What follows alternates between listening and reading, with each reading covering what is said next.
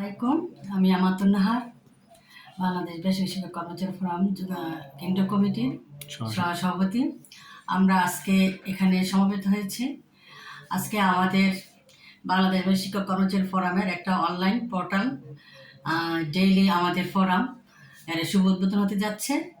এই শুভ উদ্বোধন অনুষ্ঠানে উপস্থিত আছেন আমাদের ফোরামের সভাপতি জনাব মাইনুদ্দিন স্যার, মহাসচিব জনাব রফিকুল ইসলাম, নির্বাহী মহাসচিব জহিরুল ইসলাম স্যার, যুগ্ম মহাসচিব তোফায়েল স্যার, যুগ্ম মহাসচিব রবিউল স্যার এবং আব্দুল হাই স্যার, অনেকে এখানে উপস্থিত হয়েছেন।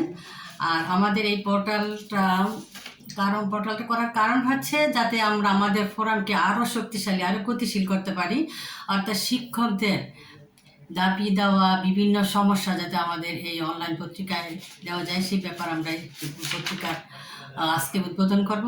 তো আমরা আশা করছি এই পত্রিকার মাধ্যমে আমরা আমাদের দাবি দাওয়াগুলো উত্থাপন করতে পারবো এবং সারা বাংলাদেশের সমস্ত স্কুলের সমস্ত সমস্যা আমাদের এই পত্রিকায় দেওয়া যাবে।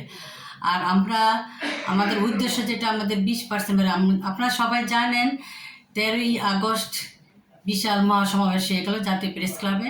সেখান থেকে সরকারকে আমরা একটা আলটিমেটাম দিয়েছিলাম 20%, কারণ আমাদের বলা হয়েছিল যে বাজেট হয়ে গেছে, সুতরাং 20%, সেই জন্য আমরা সেই বাজেটের কথা চিন্তা করি 20% দাবি করেছিলাম। ন্যূনতম 20% অর্থ হলো যে 20% নিচে যাওয়া যাবে না। এখানে 10-15 প্রস্তাবনা কেন যে পাঠানো হবে সেটা আমাদের বোধগম্য নয়। আমরা চাই 20% আমাদের বাড়ি দিতে হবে। আর যদি সরকার 13ই আগস্টের মধ্যে আমাদের সেই দাবি মেনে না নেয়, তাহলে আমাদের যে পরবর্তী কর্মসূচি 14ই সেপ্টেম্বর আমরা অর্ধ দিবস কর্মবিরতি পালন করব এবং 15-16 সেপ্টেম্বর আমরা পূর্ণ দিবস কর্মবিরতি পালন করব। আর তারপরেও যদি না হয় তাহলে আমরা 12 অক্টোবর থেকে লাগাতার অবস্থান কর্মসূচিতে যাব। আমাদের টার্গেট হচ্ছে আমাদের 20% বাড়ার নিট আমরা করে ফেলবো। অর্থাৎ আমাদের এমপিভুক্ত শিক্ষক কর্মচারীদের আস্থার স্থল, ভরসার স্থল হলো বাংলাদেশ বেসরকারি শিক্ষক কর্মচারী ফোরাম।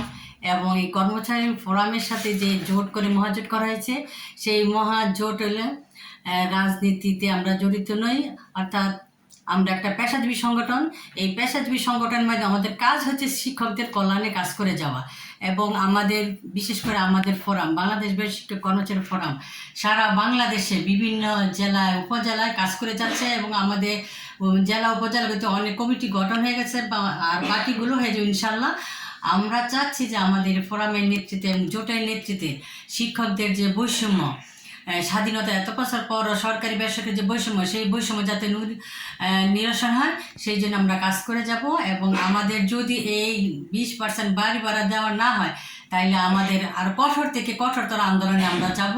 কিন্তু আমরা শিক্ষকদের সে বৈষম্য দূরীকরণ করাই আমাদের মূল লক্ষ্য এবং আমাদের ফোরাম শিক্ষকদের কল্যাণেই কাজ করে যাবে। ধন্যবাদ।